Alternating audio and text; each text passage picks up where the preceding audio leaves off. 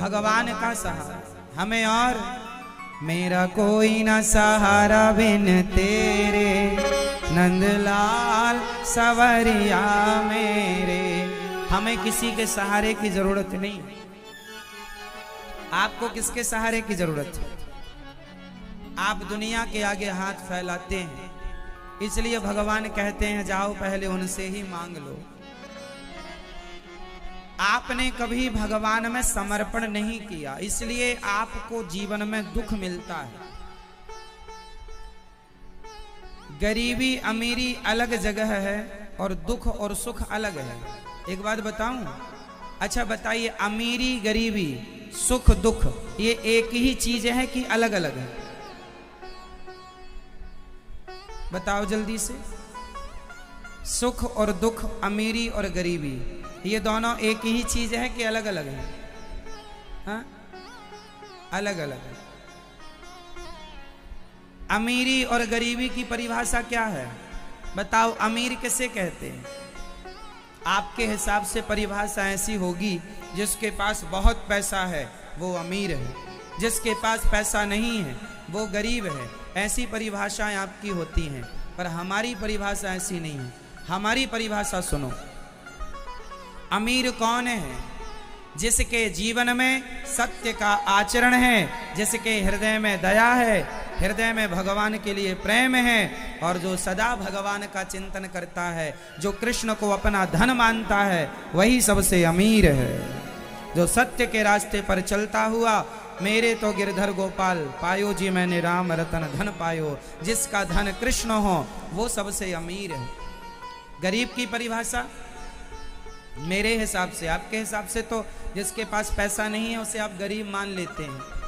हमारे हिसाब से गरीब की परिभाषा कौन? जिस व्यक्ति के मुख से धोखे से भी भगवान का नाम ना निकलता हो, जो स्वप्न में भी भगवान का कभी दर्शन ना करता हो, जो कभी भगवान का प्रसाद ना खाता हो, जो सत्संग ना करता हो, जो आज के समय पर भी भगवान के चिंतन ध्यान, भगवान के कीर्तन भजन से दूर हो, वो सबसे गरीब है, चाहे वो कोई भी हो। जो भगवान को जानत हूँ अस स्वामी विसारी, फिर ही ते काहे ना हो ही दुखारी। भगवान को भूल जाना ही दुख है, और भगवान का स्मरण करना ही सबसे बड़ा सुख है। तो अमीरी और गरीबी। अब मैं सुख और दुख की परिभाषा आपको दे दूं। सुख किसे कहते हैं और दुख किसे कहते हैं? सुख और दुख कहते हैं। सबसे बड़ा सुख क्या है? सबसे बड़ा सुख बताइए, इस धरती का सबसे बड़ा सुख क्या है? इस धरती में सबसे अधिक सुखी कौन? क्या मुख्यमंत्री सुखी? क्या राजा सुखी? क्या प्रधानमंत्री सुखी? क्या दुनिया का जो अपने हाथ में लगाम रखे वो सुखी? कौन सुखी?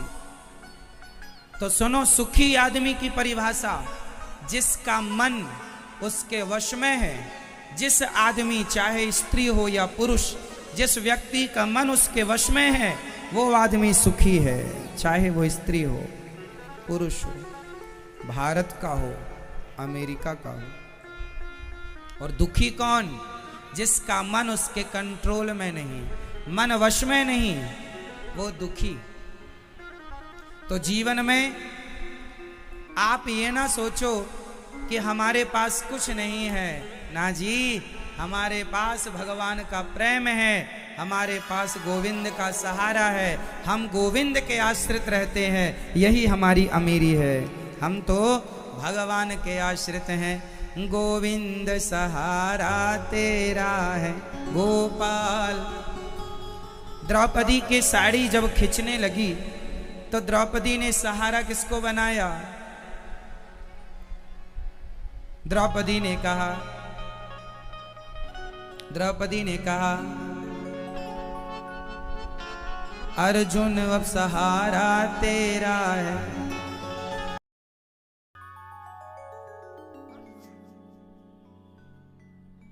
जब दुनिया का कोई सहारा काम ना आया तब द्रौपदी ने कहा मेरा कोई न सहारा बिन तेरे, नंदलाल सवरिया मेरे।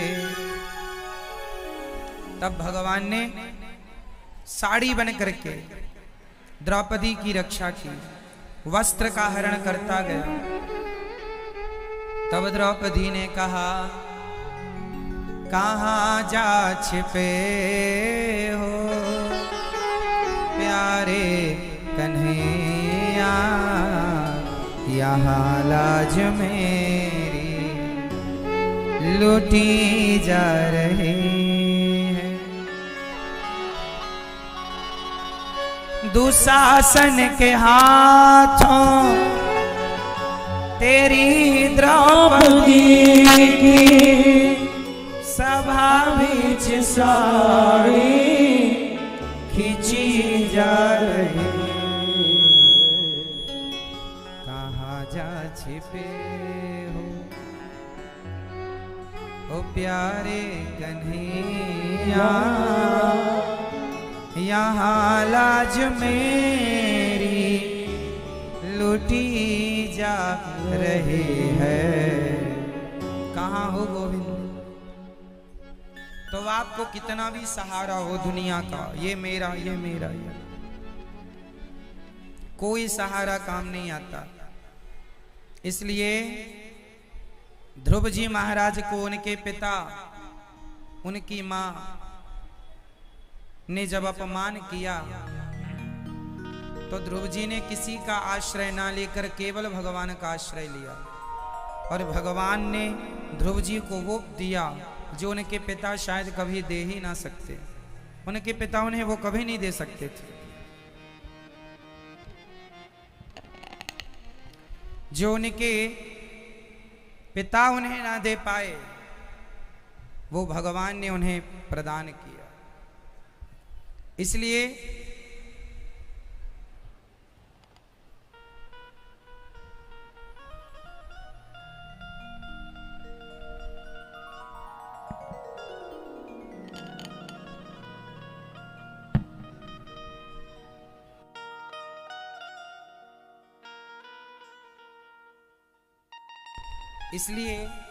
जो कोई ना दे सकता, जो किसी में ताकत नहीं है जो देने की, वो सब ठाकुर जी अर्थात भगवान दे सकते हैं। इसलिए यहाँ वहाँ मांग करके ना समय गवाया जाए, मांगना ही है तो भगवान से। ध्रुव जी महाराज ने खूब तपस्या की। भगवान कब सुनते हैं, कब मिलते हैं? तपस्या करनी पड़ती है, भक्ति करनी पड़ती है। अब आप कहें कि महाराज जी भगवान मिल जाएं। एक सज्जन हमसे बोले महाराज जी भगवान दिखाओ, भगवान दिखाओ। हमने कहा भगवान हम दिखा तो देंगे, पर ये बताओ तुमने कोई त्याग तपस्या की है? नहीं, आप दिखाओ तो माने। हमने कहा कि बाजार में आलू टमाटर का क्या भाव चल रहा है? उन्होंने कहा आलू 12-15 रुपए किलो है, टमाटर भी लगभग यही होगा। हमने कहा कि तुम्हें आलू और टमाटर बिना भाव के मिल जाएंगे? कोई बाजार में आपको दे देगा 2-4 किलो? बोला नहीं। हमने कहा आप लोग बाजार जाते हैं तो बोलते हैं भैया आलू क्या भाव है, टमाटर के भाव क्या है, शक्कर क्या भाव चल रही है, नमक क्या भाव है, धनिया मिर्ची क्या भाव है। बिना भाव के आलू टमाटर नहीं मिलता तो बिना भाव के भगवान कैसे मिल जाएंगे? इसलिए भाव चाहिए। भगवान के लिए क्या चाहिए? भाव। आपका भाव तो है नहीं तो भगवान कैसे मिलेंगे? तो भगवान कोई ऐसा नहीं कि आपने कहा हमने दिखा दिया। भगवान अनुभव का विषय है। दिखते हैं भगवान अनुभव से। आप भी करो, ध्यान करो, ईश्वर आपके अनुभव में आएंगे। श्री ध्रुव जी महाराज ने तपस्या की, भगवान मिले, वरदान दिया, उनके पिता ने राजा बनाया बहुत समय तक राज्य का उपभोग किया ध्रुव जी। अंत में उनके भाई को यक्षों ने मारा, ध्रुव जी ने यक्षों को मारकर, और मनु जी ने उन्हें उपदेश दिया, कुबेर जी ने दिव्य भक्ति प्रदान की, और मृत्यु के सिर पर पांव रखकर 36,000 वर्षों तक राज्य भोग कर, मृत्यु के सिर पर पांव रखकर अपनी माँ को लेकर के ध्रुव जी ध्रुव लोक चले गए, जहां आज भी ध्रुव तारा बन करके चमक रहे हैं।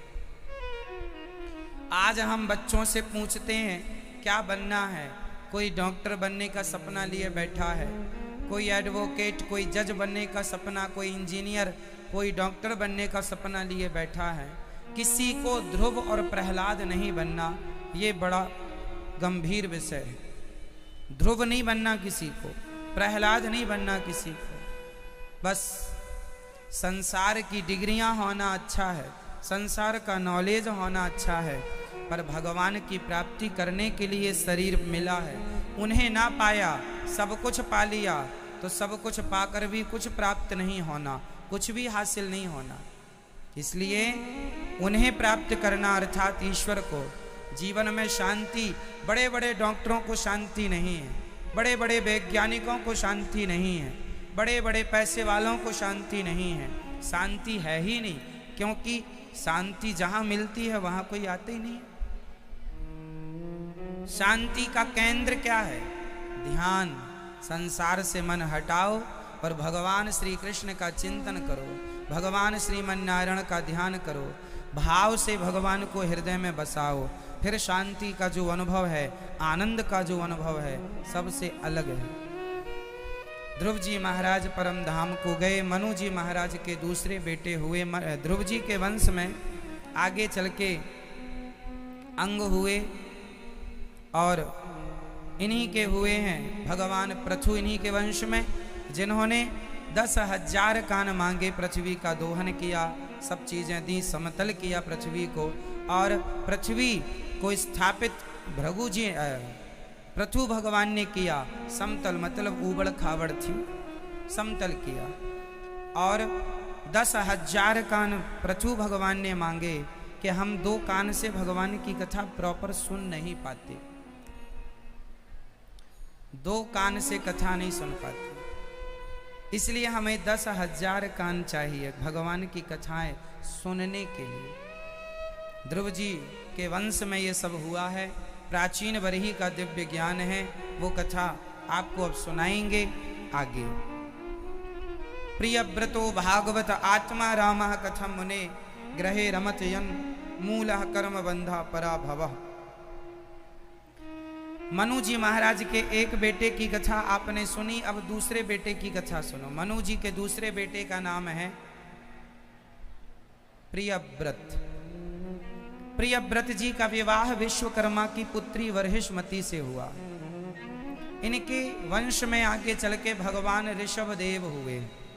ऋषभदेव जी के 100 पुत्र हुए। सबसे बड़े बेटे का नाम हुआ है भरत। सारे बच्चों को पिता ने दिव्य उपदेश दिया। पिता का धर्म क्या है? आज के समय में मैं जहां तक जानता और देखता हूं तो बच्चों की गलती कम होती है, माँ बाप की गलती ज्यादा होती है। यदि बच्चे रास्ता भटक गए हैं तो उसमें बच्चे की गलती कम है, उनके माँ बाप की गलती ज्यादा है। आप जो पेरेंट्स हैं, आप जो माता पिता हैं, आप गलती ज्यादा करते हैं। कौन सी गलती? उदाहरण से समझो। आप लोग दिन भर मोबाइल चलाते हैं तो बच्चे आपको मोबाइल चलाते देखते हैं, फिर वो भी आपसे कहते हैं हमें भी मोबाइल दो। आप चलाते हैं इसलिए जिद करते हैं, आप ही नहीं चलाएंगे अधिक मोबाइल तो आपके बच्चे जिद नहीं करेंगे। मम्मी दिन भर मोबाइल पे व्हाट्सएप पे चिपकी रहती है, दिन भर फेसबुक पर चिपकी रहती है, तो बच्चों को लगता है क्या है इसमें विशेष, हम भी देखें। तो बच्चे जिज्ञासा रखते हैं हमें भी दिखाओ। इसलिए माँ बाप यदि आप अपनी आदतें कुछ कुछ सुधारने लग जाएं तो बच्चे तो मिट्टी हैं, जैसे संस्कार आप देंगे वैसे ही उन्हें बनना है, जैसी शिक्षा आप देंगे वैसी बनेंगे। माता शत्रु पिता वैरी ये न बालो न पाठिता। न शोभते सभा मध्य हंस मध्य बको यथा। माता शत्रु पिता वैरी, वह माता पिता शत्रु हैं जो अपने बच्चों को अच्छे संस्कार नहीं देते। आप कहीं अपने बच्चों के दुश्मन ना बन जाइए। आपने अपने बच्चों को सही संस्कार नहीं दिए। आपका बेटा आज उससे प्रणाम करना नहीं आता। आज के बच्चों को हम देखते हैं, उनको प्रणाम करना नहीं आता, पांव छूना नहीं आता। ब्राह्मण देवताओं के, साधु संतों के, माता पिता के, बड़े बुजुर्गों के पांव छूना नहीं आता।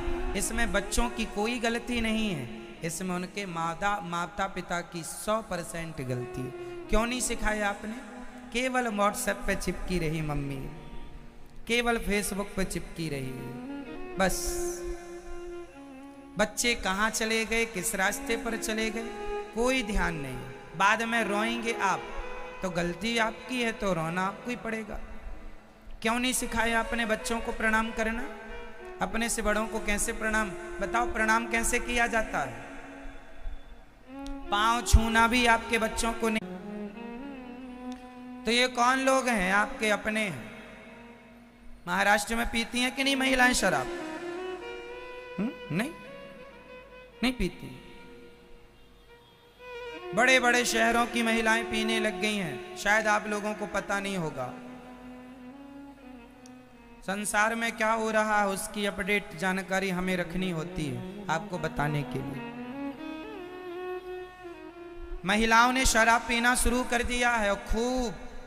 बीड़ी तो बहुत सारी महिलाएं पीती हैं, सिगरेट पीती, गांजा वांजा तो वो बहुत पीती हैं। आज के समय पर आज आपका बेटा शराब नहीं पीता, गांजा नहीं पीता, सिगरेट नहीं पीता, गलत रास्ते पर नहीं गया।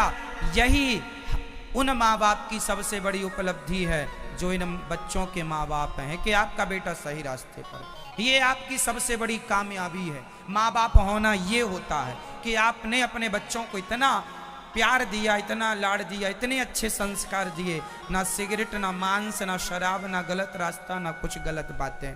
सही संस्कार, सही रास्ते पर चलकर वो कामयाब बने, डॉक्टर बने, जज बने, इंजीनियर बने, और संस्कारों से जुड़ा रहे, तो क्या बात है।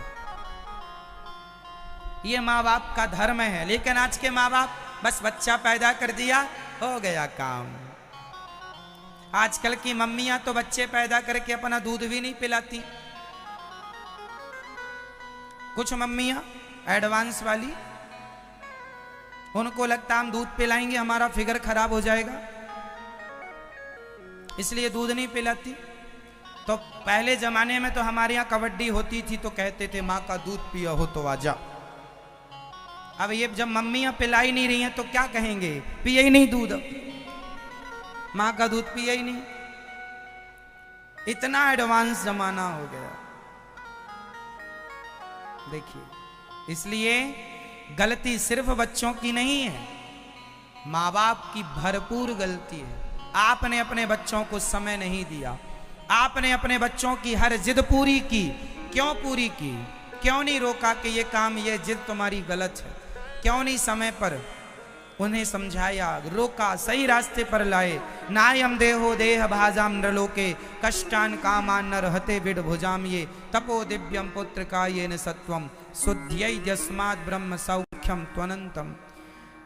ऋषभदेव भगवान अपने बच्चों को संस्कार दे रहे हैं कि बेटा, भगवान की प्राप्ति करना, सही रास्ते पर चलना, यही हमारा परम धर्म है। इस शरीर की उपलब्धि तब है, इस शरीर की सार्थकता तब है जब इस शरीर से उस परमात्मा को प्राप्त किया जाए जिसे बड़े बड़े योगी महापुरुष प्राप्त करने की चाहत रखते हैं। आज के युग में क्या हो रहा है? आजकल का आदमी बस थोड़ा सा समझदार हुआ, 17-18 साल का हुआ, 20 साल का हुआ, उसका मन शादियों में चला गया, अब शादी अब बड़ा हो गया है, अब उसका मन हो रहा मेरी भी शादी हो जाए, मेरी भी शादी, लड़की हो लड़का हो, शादी मेरी भी हो जाए। शादी के बारे में सोचने लग जाता है, मेरी दुल्हन कैसी होगी, मेरा दुल्हा कैसा होगा। लड़कियों को यही सपने आते हैं, मेरा दुल्हा कैसा होगा। जब होगा तो देख लेना, अभी पढ़ाई लिखाई में ध्यान दो, अभी पढ़ लिख जाओ। तो 20 साल का छोरा हुआ, शादी विवाह के ख्यालों में खो जाता है। शादी विवाह हो गई तो जिम्मेदारियां बढ़ गईं, बच्चों का जन्म हो गया, अब बड़ा हो गया है, समझदार, बच्चों की जिम्मेदारी कंधे पर आ गई। अब बच्चों की जिम्मेदारी पूरी करने में लगा है, बच्चों के लिए जमीन जायदाद काम धाम बच्चों के लिए करता करता बहुत दिनों बाद याद आया, चलो आज आईना देख लें, दर्पण देखा तो कुछ बाल सफ़ेद हो गए, अरे मैं बूढ़ा हो गया। देखते देखते क्या से क्या हो गए, देखते देखते जवान से क्या हो गया, बूढ़ा हो गया। कैसे हो गया, देखते देखते वो बूढ़ा हो गया। बच्चे कब बड़े हो गए, शादी के लायक हो गए, अरे छोरा भी बड़ा हो गया। देखते देखते बच्चे क्या से क्या हो गए, देखते देखते। और फिर क्या हुआ, फिर बच्चों की शादी हो गई तो बच्चों ने भी टाटा कह दिया, पापा टाटा, मम्मी टाटा, जा रहे हैं हम अपनी दुल्हन के संग। तो बेटे अपने जो थे वही पराये हो गए, देखते देखते। जो अपने थे वही पराये हो गए, देखते देखते। और आपकी पत्नी जीवन संगनी बूढ़ी हो गई। अब एक दिन यमराज आए और उसे भी ले गए। कब, कैसे, देखते देखते। तुम्हारे देखते देखते श्रीमती चली गई और अब तुम जर्जर हो गए, लाठी लेकर चल रहे हो। जो कल दौड़ लगाते थे, जो 20 रोटियां खाने की ताकत रखते थे, अब एक रोटी पच नहीं रही है, अब एक रोटी पच नहीं रही है। जो दौड़ते थे, एक बार में लंबी छलांग लगा लेते थे, अब वो बाथरूम भी जाते हैं तो लोगों का सहारा लेने की जरूरत आन पड़ी है। अपने से बाथरूम तक नहीं जा पाते कि वॉशरूम चले जाएं, वहां पर चेंज कर लें, उसके लिए भी अब आप असक्षम हो गए हैं। ये शरीर है साहब, शरीर है, इसकी जर्जरता भी आप देख चुके होंगे। औरों के जीवन में आप देख रहे हैं, अपना जीवन भी इसी चौराहे से गुजरना है। इसलिए जब तक शरीर में जान है, ताकत है, इसी शरीर से उस परमात्मा को पाना है। क्या भरोसा कि अगले जन्म में ये शरीर फिर मिलेगा, आज मिला है, सब कुछ पा लिया है, पत्नी मिल ही गई, बेटा मिल ही गया, धन दौलत पद प्रतिष्ठा थोड़ी बहुत ईश्वर ने दे ही दी है। अब बचा है तो केवल उस परमात्मा को पाना, क्योंकि यहाँ ज्यादा दिन रहना नहीं है, आगे भी चलना है, यहीं थोड़ी रहना है। आगे हम जिंदगी जीने आए हैं, यात्रीगण हैं, हाँ मुसाफिर हैं हम तो चले जा रहे हैं। हम कौन हैं, मुसाफिर। हम क्या हैं, मुसाफिर हैं, हम यात्रीगण हैं। हम लोगों, हमने क्या जिंदगी एक सफर है सुहाना, यहाँ कल क्या हो किसने जाना। जिंदगी एक सफर है सुहाना, यहाँ कल क्या हो किसने जाना। तो ये जिंदगी एक सफर है, इस सफर में, इस यात्रा में हम आप सम्मिलित हुए हैं, यही नहीं रहना, आगे।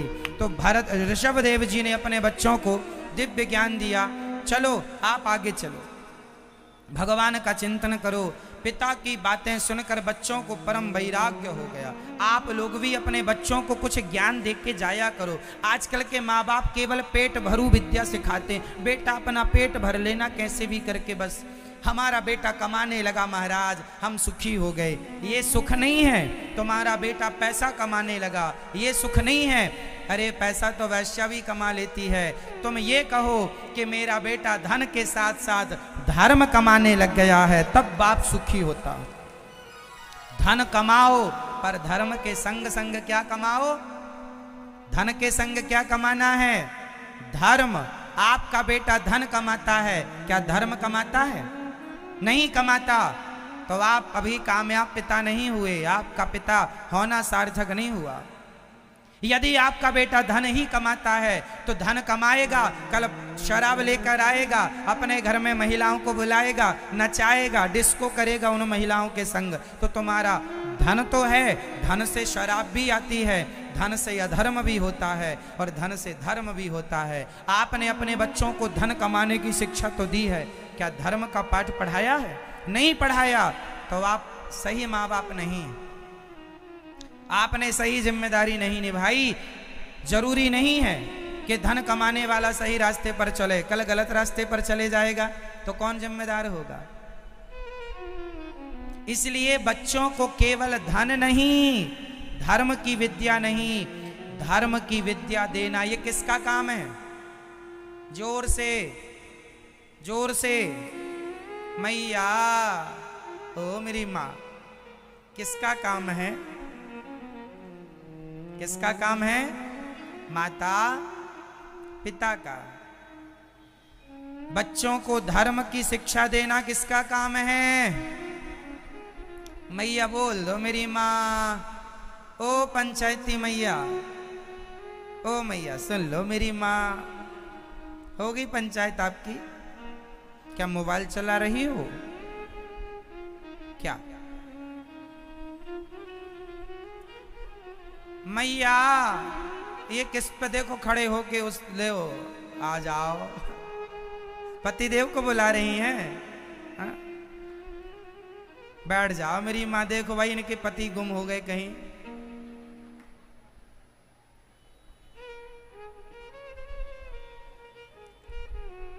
सभी लोग ध्यान से सुनेंगे। माँ बाप का धर्म है बच्चों को धन के संग धर्म। आजकल के माँ बाप कैसे हैं? बेटा ये प्लॉट तुम ले लो, ये पैसा ले लो, ये सोना चांदी, सारा धन ही धन देते हैं, धर्म का पाठ कभी नहीं पढ़ाते।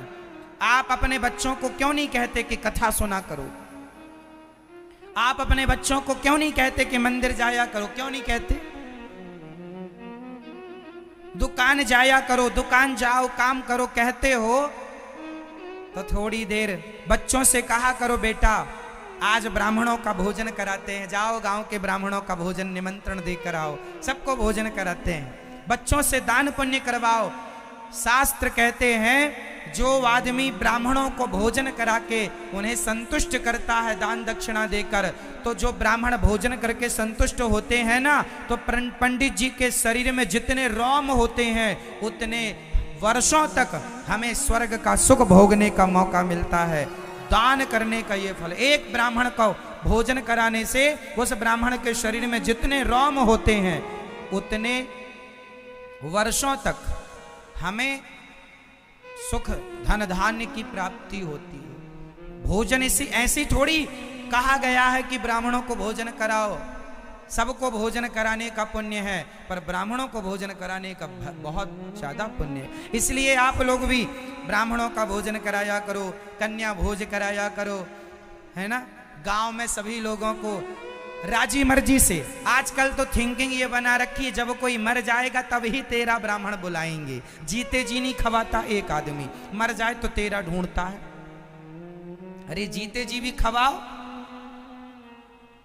जीते जी गौदान नहीं करता, मर जाए तो बिल्कुल बूढ़ी गैया लाके पंडित जी को दान करता, पंडित जी के घर जाती जाते मर जाती है। ऐसा दान पुण्य करता है आज का आदमी।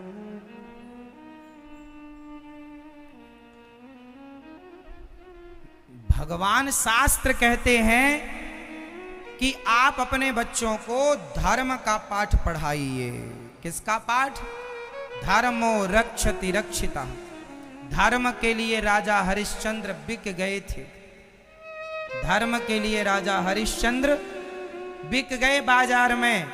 पत्नी तारा बिक गई, बेटा रोहित बिक गया, खुद एक डॉम के हाथों बिक गए। और शमशान में जो मुर्दे आते जलने के लिए उनका टैक्स लेकर के जलने की परमिशन देते कौन? एक हरिश्चंद्र राजा जो पूरी धरती का राजा था। हरिश्चंद्र के जमाने में भारत कितना बड़ा था, जहां पृथ्वी है वो सब भारत है। कोई अमेरिका, कोई जापान, कोई लंदन, कोई पेरिस नहीं था साहब। जहां धरती है सब भारत है। ये पूरा विश्व भारत ही है। अमेरिका, जापान, लंदन बंटवारा तो आज हुआ है। पहले तो एक अखंड भारत था, पूरब से पश्चिम, उत्तर से जहां पृथ्वी मिले, जिस पृथ्वी पर सुई रखने की जगह हो वो भारत है। इतने बड़े राजा, पूरे विश्व के राजा, भारत के राजा हरिश्चंद्र आज चांडाल के यहाँ मुर्दे के लिए जो भोजन आता है वही खाते हैं और मुर्दे को जलाने के पहले टैक्स लेते हैं जो उनके मालिक ने निर्धारित किया। और इनकी पत्नी तारा जो महारानी थी वो पंडित जी के घर कुएं से पानी भरती है, भट्टी में कोयला डालती है, पंडितानी को नहवाती है, कपड़े पहनाती है, घर का झाड़ू पोंछा बर्तन करती है। किसके लिए? किसके लिए? जोर से, जोर से, धर्म के लिए। किसके लिए? बिक गए बाजार में। किसके लिए? क्या जरूरत थी बिकने की? राजा हरिश्चंद्र ने सभी ब्राह्मणों को भोजन कराया। विश्वामित्र जी आए, विश्वामित्र जी से कहा आपको क्या चाहिए? राजा ने कहा जो मांगेंगे दूंगा। विश्वामित्र जी ने कहा तुम्हारा राज्य चाहिए। दे दिया पल भर में और दान दे दिया। जाने लगे। विश्वामित्र जी बोले भोजन कराया है, दक्षिणा तो देकर जा। बोले अब दक्षिणा कहां से लाऊं? दान तो सब कर दिया। बोले 1 महीने के अंदर मेरी दक्षिणा चुका देना। 1100 स्वर्ण मुद्राओं की बात हुई। उन 1100 स्वर्ण मुद्राओं के लिए राजा हरिश्चंद्र बाजार में बिक गए। प्राण चले जाएं, शरीर बिक जाए पर धर्म ना जाए। ये धर्म और रक्षति रक्षिता। और आजकल का आदमी चवन्नी के लिए झूठ बोल देता है, 25 पैसे के लिए। धर्म के लिए भगवान राम को माता कैकेयी ने कह दिया वनवास जाना है। राम जी कह देते मैं क्यों जाऊं, मेरे पिता ने मुझे राजा बनाने की घोषणा कर दी है, मैं नहीं जाता। क्या कर लेती कैकेयी माता? दशरथ जी कह देते मैं तुझे 2 वरदान देने का बोला था, नहीं दूंगा। क्या कर लेती माता कैकेयी? नहीं जी, प्राण जाए पर, प्राण जाए पर धर्म न जाए। वचन मीन्स धर्म, वचन मीन्स धर्म, वचन ही धर्म है। प्राण जाए पर धर्म न जाए। उस धर्म के लिए राम जी वनवास 14 साल नंगे पांव चले। किसके लिए? धर्म के लिए। माँ बाप की आज्ञा का उल्लंघन ना हो, धर्म के लिए राम जी वनवास चले गए। इसलिए आज मंदिर बनते हैं, राम जी के पूजा करते हैं लोग, क्योंकि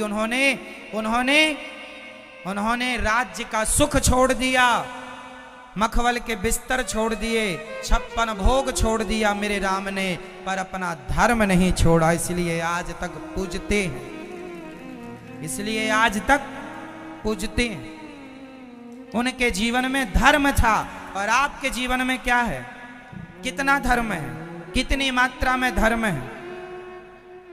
कितने % धर्म आपके अंदर है? आज का आदमी दुकान चलाता है तो बोलता है कि मैं झूठ नहीं बोलूंगा तो मेरी दुकान नहीं चलेगी। क्यों? आप गलत कहते हैं। सच बोलकर भी दुकान चलाई जा सकती है। क्यों नहीं चलेगी? तुम्हें धन्ना सेठ बनने की जो भूख है ना, ये तुमसे पाप कराती है। ये तुम्हारी जो इच्छाएं बहुत सारी पाल रखी हैं, मैं भी पैसे वाला हो जाऊं, चाहे उसके लिए बेईमानी क्यों ना करना पड़े, पाप क्यों ना करना पड़े, अधर्म क्यों ना करना पड़े। लोग कर रहे हैं किसके लिए? अपनी इच्छाओं के लिए। वो नहीं देख रहे हैं कि धर्म क्या है, अधर्म क्या है।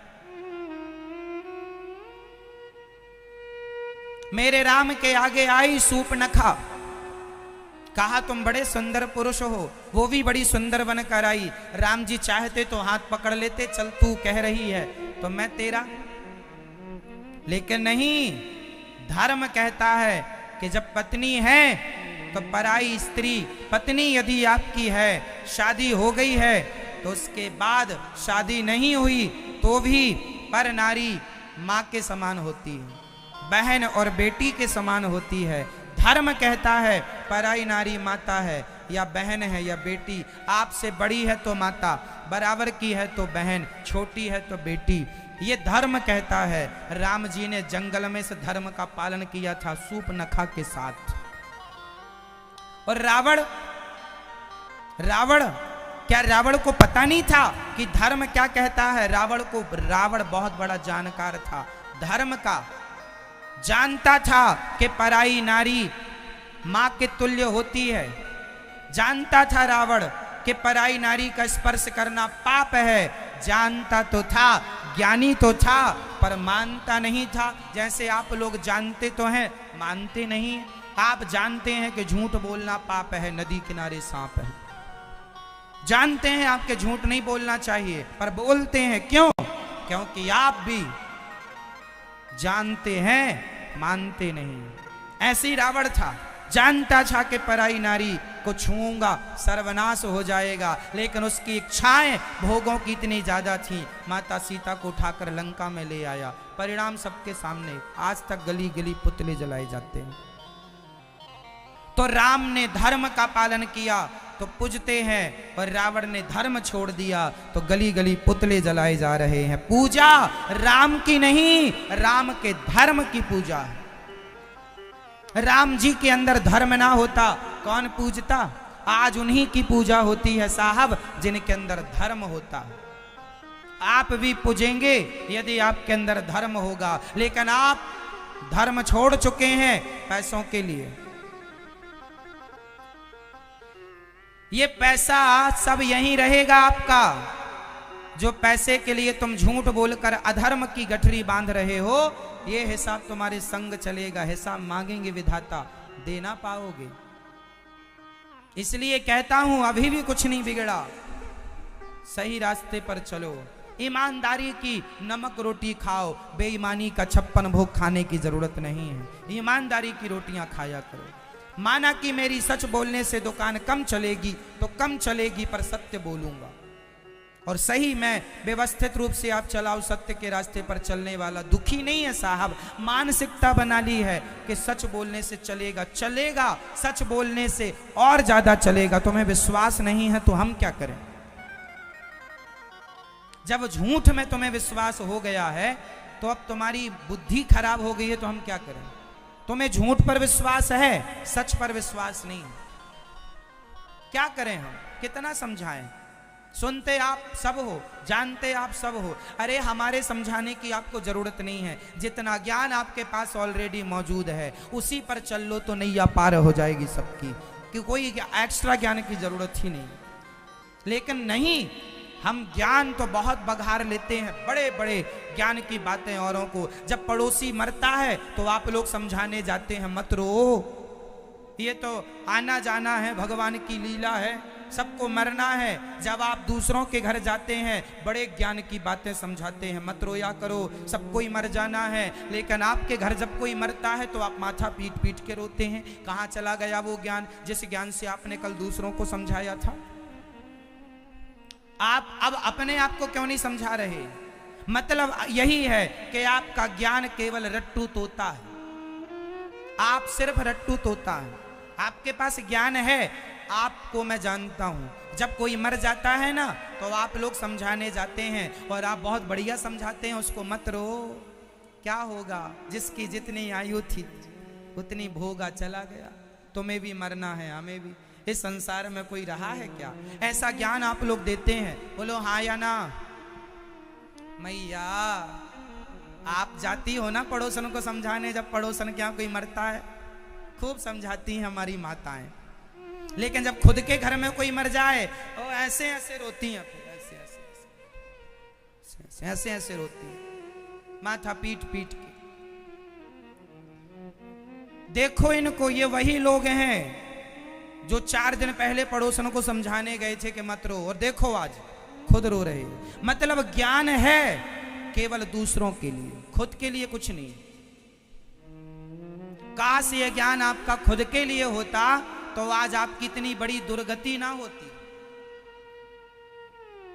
ज्ञान की ना कमी थी, ना कमी है, ना कभी कमी होगी। बस जानने वालों की कमी नहीं है, मानने वालों की कमी है। सब लोग जानते हैं कि माता पिता भगवान होते हैं, कौन नहीं जानता, पर मानता कौन है? भगवान। शादी होती है, लुगाई को लेके चला जाता, बूढ़ी मां अपना बना के खाती रहती है। जानता तो था, माना कब? शादी हुई, पत्नी को लेके चला गया, बूढ़ी मां को गिलास भर पानी देने वाला, अब बुढ़ापे में कोई नहीं। बेटा को मां बोलती है, बेटा कुछ दिन आओ हमारे साथ रहो, या फिर हमें बुला लो। तो बेटा, माँ जहां हम रहते हैं ना वो कमरा छोटा है, थोड़ा भी यहां पर तुम सेटल नहीं हो पाओगी, तुम वहीं रहो। खुद की पत्नी के लिए कमरा छोटा नहीं, उसको रखता है, माँ के लिए छोटा पड़ गया। और तुम माँ को कमरे में क्या रखोगे? माँ ने तुम्हें पेट में रखा था, तब माँ ने नहीं कहा था कि मेरा पेट छोटा हो रहा है। नहीं जी, माँ ने तुम्हारे लिए अपना पेट बड़ा कर लिया था कि पेट छोटा है, बच्चा आया है, बड़ा कर लिया, बड़ा हो गया पेट। पेट फड़वाया तुम्हारे लिए, डॉक्टर ने कहा ऑपरेशन करना पड़ेगा, नहीं तो बच्चे को संभावना नहीं है बचाने की, पेट फाड़ना पड़ेगा। माँ सहर्ष तैयार हो जाती है, पेट फाड़ दो पर बच्चे को जीवित निकालो। माँ से कहा जाए कि तुम मरने वाली हो, अब दो में से एक ही बचेगा, या तुम्हारा बच्चा बचेगा या तुम बचोगी, या जच्चा बचेगा या बच्चा बचेगा। जच्चा मीन्स गर्भवती माँ और बच्चा मीन्स गर्भ का बच्चा, जच्चा बच्चा। डॉक्टर बोले कि जच्चा बच्चा में एक ही बचेगा, दोनों में से बताओ किसको बचाएं। शायद पति से पूछे तो पति तो यही कहेगा पत्नी को बचाओ, पर माँ से पूछा जाए तुम बताओ कि तुम्हारे बच्चे को बचा लूं कि तुम्हें बचा लूं, तो शायद माँ यही कहेगी कि मुझे जाने दो, मेरे बच्चे को आने दो, मुझे जाने दो। एक माँ है जो बच्चों के लिए मरना भी पसंद करती है, लेकिन वही बच्चे जानते हैं कि ये भगवान है, लेकिन मानता कौन है? जानता सब है। इसलिए ज्ञान की कमी नहीं है किसी के पास। सबको पता है शराब पीना गलत है। शराबी से पूछ लो क्यों भाई सही कर रहे हो, उसकी आत्मा कहेगी गलत कर रहा हूं, मैं गलत कर रहा हूं, मैं शराब नहीं पीना चाहता, गलत है ये, फिर भी पी रहा है, जानता है, मानता नहीं। मांस खाने वालों से पूछो क्यों तुम सही कर रहे हो, नहीं जी गलत है, फिर क्यों नहीं मानते? क्या करूं, जीभ चिकनी हो गई है, मांस खाने की आदी हो गई है। जानता है, मानता नहीं। इसलिए अब मुझे ये बताओ कि धर्म का पालन करेगा कौन? आप लोगों ने हाथ खड़ा कर लिया, नहीं जी हमसे नहीं होगा धर्म का पालन, हमसे नहीं बोला जाएगा सत्य। जब तुम धर्म का पालन नहीं करोगे, तुम सत्य नहीं बोलोगे, तो फिर मुझे ये बताओ कि सत्य बोलेगा कौन और धर्म का पालन करेगा कौन? कहां से लाऊं मैं धर्मात्माओं को? पाकिस्तान से उठा कर ले आऊं? कहां से लाऊं?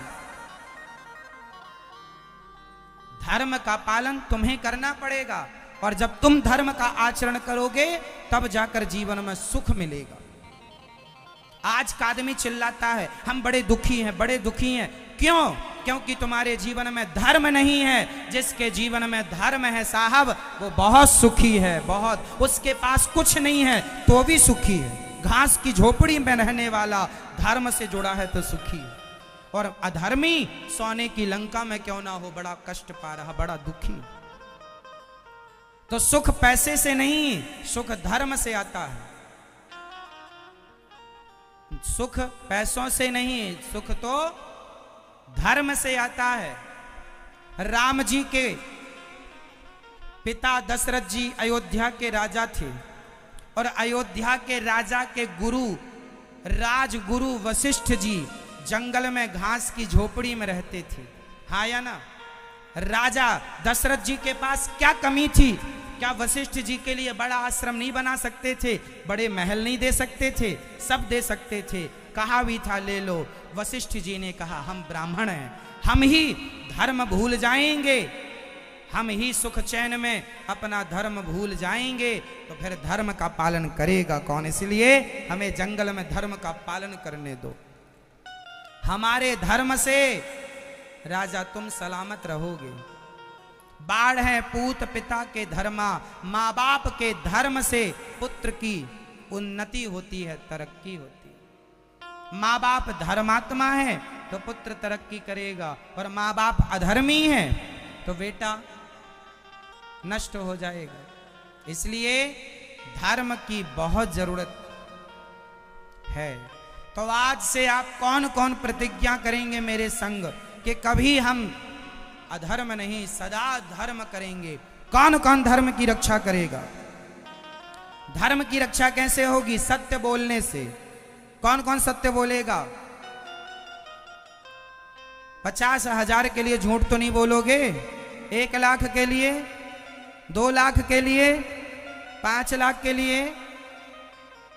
करोड़ों मिल जाएं साहब तो करोड़ छोड़ देना, धर्म ना छोड़ना। दानवीर कर्ण का नाम तो सुना होगा। दानवीर कर्ण के पास इंद्र आए थे भिखारी बनकर, कहा था अपने कवच कुंडल हमें दान कर दो। कहा था अपने कवच और कुंडल। दानवीर कर्ण का नियम था कि जब वो स्नान करके लौटते थे तो जो ब्राह्मण उनसे उस समय जो मांगता था देते थे। दानवीर कर्ण से उस समय इंद्र ने कहा कि आप अपने कवच कुंडल दीजिए। ये कवच कुंडल क्या है? जब तक ये कवच कुंडल आपके हाथ में होंगे, पास होंगे, तब तक कर्ण को कोई मार नहीं सकता था। ये बात कर्ण जानते थे।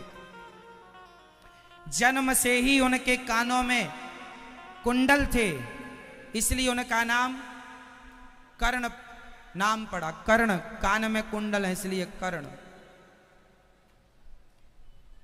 कुंती मां के कान से प्रकट हुए हैं कर्ण, इसलिए कान से प्रकट होने से नाम पड़ा कर्ण। इनके पास कवच कुंडल हैं, लेकिन जब इनके पास एक भिक्षुक ब्राह्मण बन के इंद्र आए, अपने कवच कुंडल हमें दे दो, उस समय दानवीर कर्ण ने क्या कहा? ब्राह्मण, आपको पता है कि मैं दान करूंगा कवच कुंडल तो मारा जाऊंगा, पर कोई बात नहीं, मैंने आज तक आए हुए द्वार पर किसी ब्राह्मण को खाली हाथ नहीं भेजा।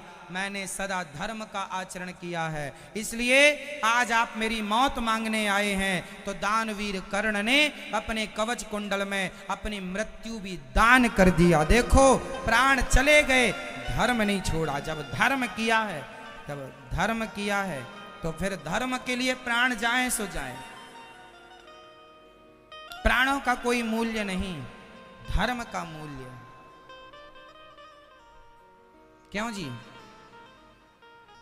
तो दानवीर ने कर्ण कवच कुंडल दान कर दिया, लेकिन धन्य है दानवीर कर्ण, उन्होंने अपना दान देने, वो चाहते तो बोल देते मैं दान नहीं दूंगा, क्या कर लेते इंद्र? नहीं, दान मैं नियम बना रखा था, जो मांगोगे वो दूंगा। आज नहीं देंगे तो वाणी मिथ्या हो जाएगी, धर्म चला जाएगा। इसलिए प्राण जाए सो जाए, धर्म ना जाए। राजा मोरध्वज ने अपने बेटे को वारे से चीर का दान दिया था।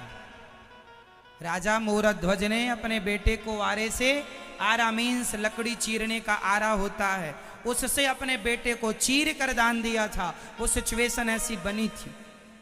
ब्राह्मणों ने कहा था, भगवान कृष्ण परीक्षा लेने गए थे अर्जुन के संग, कहा था हमारा शेर बाहर खड़ा है, बहुत दिनों का भूखा है, आप कुछ भोजन दीजिए, मांस दीजिए। आप राजा बोले मेरा मांस डाल दो ना, तुम्हारा मांस कड़ा हो चुका है, तुम्हारे बच्चे का कोमल है, शेर बूढ़ा है, उसका मांस दो। पर शेर के दांत गिर गए हैं, फाड़ नहीं सकता, तो आपको अपने बेटे को फाड़ करके शेर को डालना पड़ेगा। मोरध्वज ने अपनी पत्नी एक हाथ में पत्नी ने आरा लिया, एक हाथ में मोरध्वज ने आरा लिया, और बच्चे ने कहा पिताजी मत देर लगाइए। छोटा सा बच्चा भी तैयार हो गया कि मेरे बलिदान देने से यदि मेरे पिता के धर्म की रक्षा होती है तो पुत्र का जन्म ही पिता के धर्म को बचाने के लिए हुआ है। इसलिए धन्य है वो पुत्र जो अपने पिता के धर्म के लिए प्राणों का भी बलिदान दे दे। आजकल के बच्चे तो अपने माँ बाप पर अत्याचार करते हैं, और मोरध्वज का बेटा ताम्रध्वज आरे से चिरने को तैयार हो गया और चीर कर डाला, और जब धर्म की रक्षा की तो अंत में मोरध्वज का मरा हुआ बेटा, उन्होंने धर्म की रक्षा की तो उसी धर्म ने उनके बेटे की रक्षा कर दी, और उनका मरा हुआ बेटा बाद में जिंदा करके लौटाया। ऐसे ही हरिश्चंद्र का राज्य अंत में उन्हें वापस मिला है। यह परीक्षा थी, कितनी विषम परिस्थितियां आईं पर उन्होंने अपने धर्म को नहीं छोड़ा। और आप लोग चवन्नी के लिए धर्म छोड़ देते हैं, 25 पैसे के लिए लोग 2-4 झूठ बोलने को तैयार हैं। क्या करें? सतयुग, त्रेता, द्वापर, कलयुग में क्या अंतर है? सतयुग में सूर्य किस तरफ से निकलता है, किस दिशा से? बताओ आप।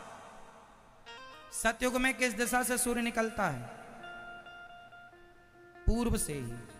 और त्रेता में किस दिशा से निकलता है, आप बताओ, बोलो। त्रेता युग में किस दिशा से सूर्य निकलता है? पूर्व से ही। और द्वापर में पूर्व से ही। और कलयुग में सतयुग, त्रेता, द्वापर, कलयुग, चारों युगों में सूर्य तो पूर्व से ही निकलते हैं, पश्चिम में ही अस्त होते हैं, दिशाएं वही है। यही हिमालय सतयुग में भी था, त्रेता में भी था, द्वापर में भी। यही गंगा, यही यमुना सतयुग में भी थी, त्रेता में भी थी, द्वापर में भी। सब वही है। वही तुलसी, वही पीपल, वही पेड़, वही पौधा, वही पृथ्वी, वही माटी, वही खेत, वही खलिहान, सब जस का तस। फर्क कितना है कि सतयुग में आदमी के अंदर धर्म की मात्रा ज्यादा होती है तो सतयुग स्टार्ट हो जाता है जहां केवल धर्म है, अधर्म की कोई जगह नहीं, हर व्यक्ति धर्मात्मा। त्रेता युग आया तो धर्म जरा 25% कम हो गया, 75% रह गया।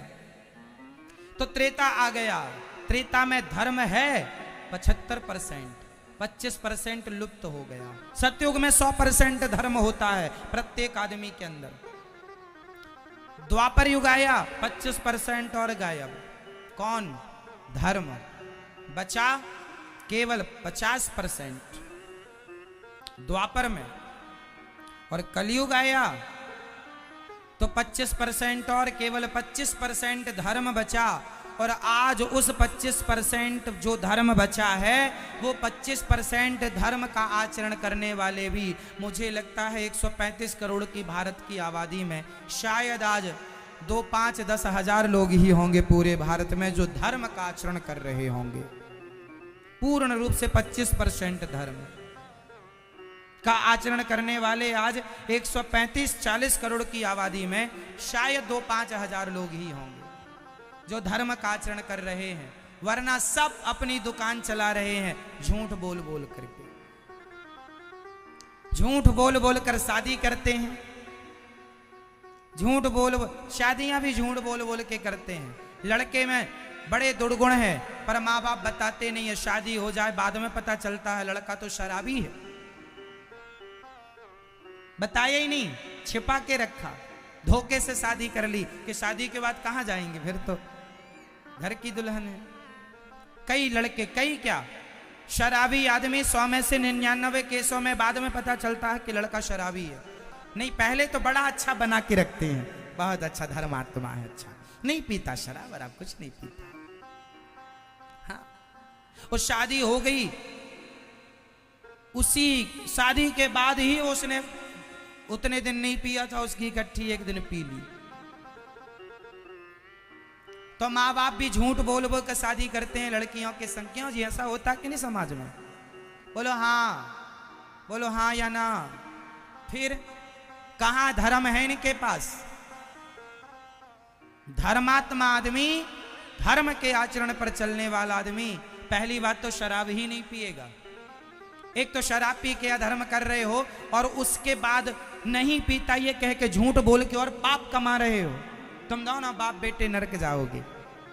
जो भी उसका पक्ष ले रहा है शराबी का, सब नरक के गामी है। इसलिए आजकल नरकों में जरा भीड़ भाड़ ज्यादा चल रही है। स्वर्ग बैकुंठ सब खाली पड़ा है, कोई जाते ही नहीं है। अब सोचो 135 करोड़ आदमी जब मरेंगे तब 2-5 हजार स्वर्ग बैकुंठ जाएंगे, क्योंकि उनके अंदर धर्म है। धर्म है तो जाएंगे, बाकी सब गलत ही रास्ते पर, उल्टे ही काम करता है आजकल का आदमी, सीधा काम ही नहीं करता। और बाद में भोगता है तो कहता है भगवान बड़ा दुख दिया। भगवान ने थोड़ी दिया, तुमने क्यों गलत काम किए, क्यों नहीं धर्म का पालन किया। धर्म के लिए मर जाना अच्छा है, धर्म त्याग देना अच्छा नहीं है। तो आप लोग किसकी रक्षा करेंगे? जोर से। हमारा धर्म है तिलक लगाना। हिंदू हो आप में से कितने लोग हिंदू हैं? हो आप नहीं हैं? तिलक लगाओ। हिंदुओं का धर्म है तिलक लगाना। धोती कुर्ता पहना करो, हफ्ते में एक दिन संडे के संडे। आपने तिलक लगाना छोड़ दिया। शर्म आती है आपको? मुसलमान को कभी शर्म नहीं आती टोपी पहनने में, लेकिन हिंदुओं को शर्म आती है तिलक लगाने में, धोती पहनने में, चोटी रखने में, राम राम बोलने में, जय श्रीमन्नारायण बोलने में। गुड मॉर्निंग गुड आफ्टरनून चालू कर दिया है आप लोगों ने। सबसे बड़े सनातन धर्म के ह्रास का सबसे बड़ा कारण हम लोग ही तो हैं। अपने धर्म का पालन आप करते ही नहीं है। ना तो आपको सत्य बोलना, ना दया बची है, ना तिलक वंदन बचा, कुछ नहीं, केवल फैशन, केवल फैशन। मुसलमान कभी मुसलमान को देखकर नहीं हंसता कि तुमने टोपी क्यों लगाई है, लेकिन हिंदू तिलक लगाए तो पड़ोसी हंसते हैं। अरे तिलक लगाए तो कह दिया करो हाँ हमने तिलक लगाया है। हमारे भगवान श्रीमन्नारायण के चरण हैं, तिलक लगाना हमारा धर्म है। हमारे मंदिरों में भगवान, हमारे ऋषि मुनि तिलक लगाते हैं। हर हिंदू को तिलक लगाना चाहिए। कोई हंसे तो कह देना अपनी आंखें फोड़ लो, हम तो लगाएंगे। आप अपनी आंखें फोड़ लीजिए। यदि आपको हमारा तिलक नहीं अच्छा लग रहा है, कोई प्रॉब्लम है, आप अपनी आंखें फोड़ सकते हैं। जवाब दिया करो। नहीं देते तो लोग छाती पर नाचते हैं, छाती पर चढ़ते हैं। तो आप तिलक लगाएंगे कौन कौन? तिलक लगाया करो। पत्नी पति ना हो तो भी तिलक लगाना चाहिए, सबको लगाना चाहिए, लड़का लड़की छोटा बड़ा सब। धोती कुर्ता पहना करो। एक दिन संडे के संडे भारतीय पहनावा यही। आपके दादाजी नाना जी पहनते थे कि नहीं, वैसे ही आप भी पहनो। आने वाली पीढ़ी आपको ही देखेगी।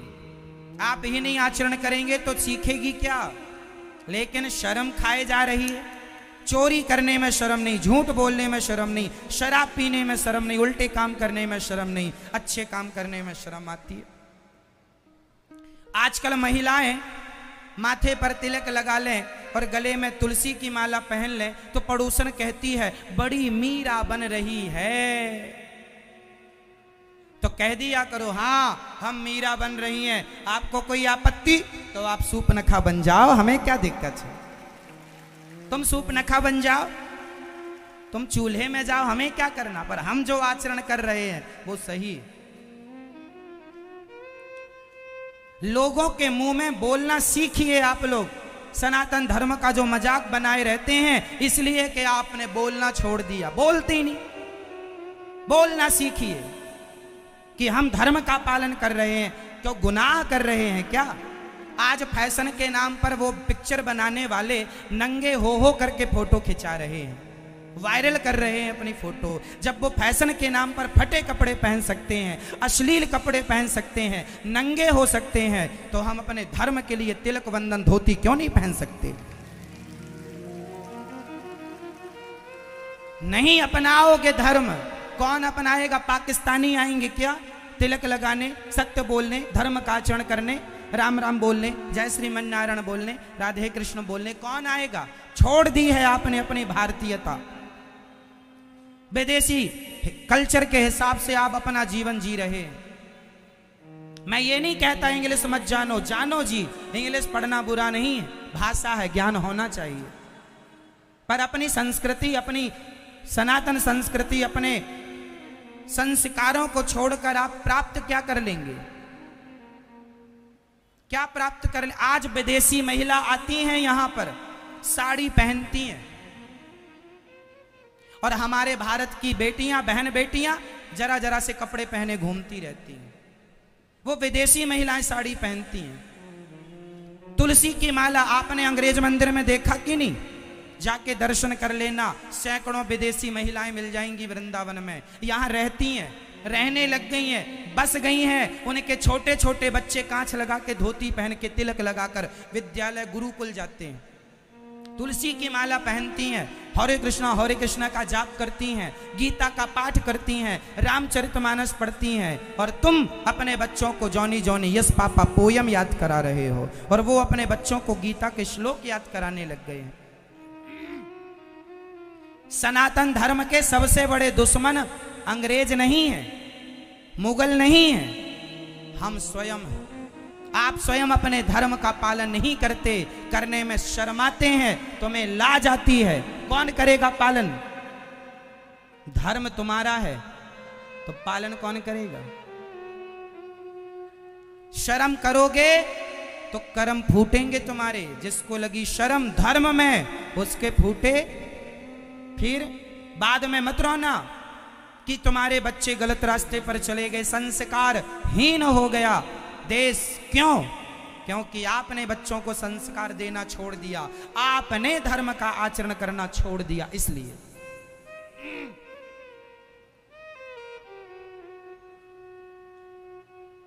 बूढ़ों ने भी पैंट शर्ट पहनना शुरू कर दिया। ये नहीं कि धोती कुर्ता पहना करे कांच लगाकर। बच्चों को भी एक दिन संडे के संडे तो पहनाओ भारतीय कपड़ा। बस एक आदमी दो आदमी, एक दो ने ठेका नहीं ले रखा। अरे हम सभी हिंदुओं का, हम सभी भारतीयों का धर्म है। हम अपनी संस्कृति को चाहें तो जिंदा रखें, और हम चाहें तो अपनी संस्कृति को मार डालें। तो आज तो मर ही रही है संस्कृति। आप लोग गला दबाने के लिए तैयार हैं, राम राम कहने में भी शर्म आ रही है। यही तो मर रही है संस्कृति। आज आप लोगों ने आंटी अंकल बोलना शुरू कर दिया। कहां गई वो मौसी, कहां गई वो बुआ, कहां गई वो चाची? सब खत्म हो गया, बस एक रह गया, आंटी। हाँ? भारतीय हो, थोड़ा भारतीय टाइप के रहा करो। इंग्लिश ना झाड़ा करो ज्यादा, हर जगह अच्छी नहीं लगती। अपनी भारतीय भाषा सबसे अच्छी है, हिंदी। आपकी मराठी अच्छी है, गुजराती अच्छी है, जो हमारी प्राचीन भाषाएं हैं। आपके हर राज्य की अलग अलग भाषा होती है, उस भाषा में आप बात किया करें। पंजाबी है, हरियाणवी है, राजस्थानी है, इत्यादि, गुजराती है, बहुत सारी भाषाएं हमारे, तमिल, मलयालम, कन्नड़, सब हमारी भाषाएं, भारतीय भाषाएं, जिनमें हिंदी का ज्ञान आपको होना चाहिए। कुल मिलाकर आप लोगों को भारतीय होना है। आप रहते भारत में हैं, पर भारतीय संस्कार तो है नहीं। इसलिए हमारा देश जिस स्थान पर था, विश्व गुरु था हमारा देश, आज भी है, आगे भी रहेगा। बस आपके जागने की देर है। समझ जरा आ जाए, आपको अक्ल आ जाए बस।